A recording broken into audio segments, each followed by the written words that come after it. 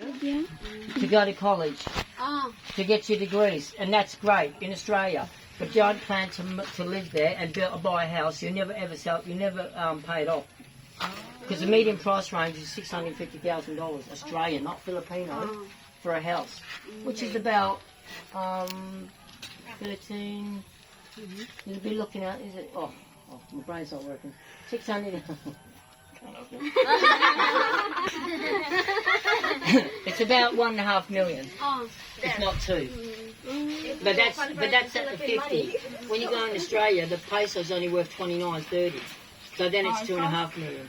You'll never ever pay it off, and you've been taxed all the time, and you've got to pay land rates, water, everything. You got to pay for the land you're on every year. I think the land there in Australia is in fixed price. Fixed. Price. The land. The land. When it's bought, it is. But not when it's sold.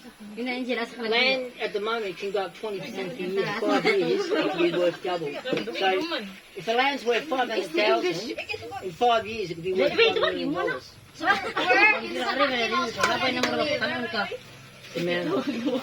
Fremantle, Perth. WA, the west side, Perth, and Fremantle. So I wouldn't be looking at moving to Australia. That's a big no-no. No, you'd want to go there to do exchange, to do stuff, like go as a student and go and do the college there.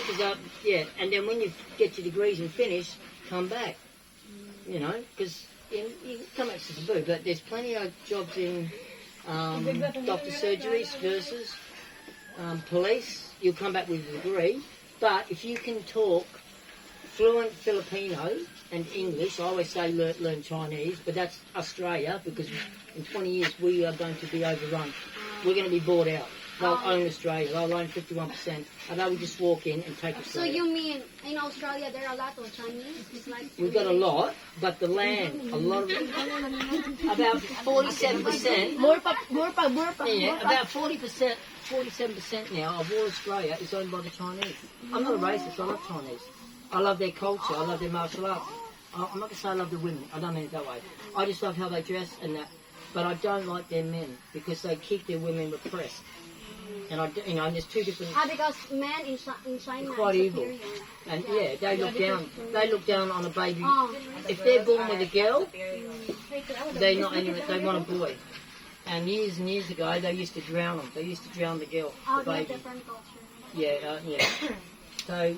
And if you learn, you've got to be very fluent with English. But I always say a third language. But if you're very fluent with Filipino and you speak fluent English, become a translator in an airport. You'll earn big dollars. Translation, there's big money. And all you got to do is dress up in a uniform, stand there and serve customers. I had one guy, when I got off at the airport here, in Thailand, nobody helped me out. I couldn't believe it. I nearly didn't get on the plane. So you went to Thailand? I went to Thailand first because I did a captain trip or whatever they call it. It worked out, instead of paying $3,400, it cost me $1,900. If I did the longer route. But if I go more direct, it's more expensive. So I thought, well, why not? I'll go and visit. I went up to the Buddhist temples up near Myanmar. We were on the Myanmar border where they're bombing, and we went to the temples, and I dressed up and went and seen the Buddhists, did the ceremony and all that, and we actually did the whole day ceremony, and the food there was amazing. It's actually a third of the price. Thailand food up in Myanmar, in those restaurants and that, is like is famous with their 400 baht. But in what's that city called? Bangkok. It's like to go out for a meal is like 1,200 baht. Yeah. They asked, did you went to Korea before? South Korea. I won't go to South Korea. I won't even go to Korea. They eat dogs. I love dogs. I love dogs. I won't go to country, and I'm not saying you guys do. You see, look after it better. They're a bit scaggy looking.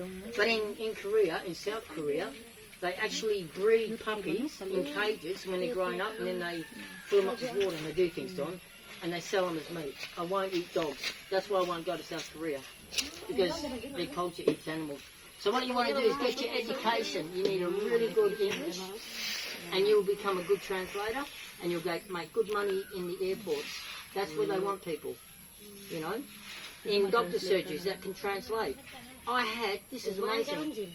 When I was in Thailand, nobody would help me. I nearly didn't get on the plane. I didn't have a what do you call it? A health clearance to come here. And this lady, bless her, came across. I was on the floor with all my paperwork.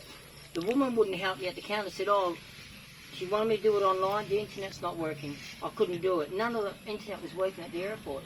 So I'm sitting down with all my paperwork, my passport and everything, on the floor, half an hour, got to miss that plane, and this lady came over. Sir, I will help you. And she got her own phone out, no internet, so she had to get another person's phone to get internet. She did all that, got me on that plane. But when I came here, I had 2 people from the plane all the way through to the taxi follow me, except for carrying a bag if they'd offered, but they took me where I had to go. They got me through the checkpoints and everything, because I didn't know where to go, and I gave them some money. And I just thought, you people need to come to Australia and teach us customer service. And your planes, I didn't get one bump. When I work in the mine sites, and every time we land, like this, and your planes came down so smooth, I didn't even know we landed. I'm not kidding. So I said, you need to bring your pilots to Australia and show them how to fly a plane. But seriously, I've never seen service in the Philippines at an airport, ever. And we have no service in Australia. I waited 12 hours to get on the plane, and I was 5 times Rio. Get him on a plane now, and they booked it, and they wouldn't, and the computer said it wasn't booked, and we had 500 people from the mine site go to the airport. They waited all day, waiting for a plane. 2 planes come in, right, this is the funny part, 2 planes came in and offloaded. They went back empty from Perth. That's 1,200 miles away. They had to send 2 more planes to come and pick us up. Those 2 planes that went back could have taken all those people back. There's no customer service at an airport. They don't want to help you. They cancelled my ticket with Virgin and just said, I'll go over there to the other Qantas and they'll sort you out. And it took 12 hours to get with the company trying to get me. They paid for me on a plane to get me home. I don't get paid for that. So I lost the whole day. From 6 o'clock till 9 at night to get home, which should have taken 2 hours, and I don't get paid for that. There was no customer service in Australia, I kid you not, it's really bad, And it's actually the Orientals that are in Australia that are courteous, that I find, I'm an Aussie, okay, but I'm ashamed of it, but I find a lot of Aussies in businesses and that, even at the airport, extremely rude. Yeah. Didn't mean to waffle, but I'm just giving you a heads up. If you want to go to Australia, get there, go to the college. Are you Don't go to there to live. Don't go and marry an Australian in Australia. Are you gonna advise them to marry a foreigner? Not Australian foreigner. Are you gonna advise them to marry a foreigner? I would actually say don't marry an Aussie. Don't marry And an I can say Aussie. that because I'm half Aussie. I'm Tom and Scots, so I got to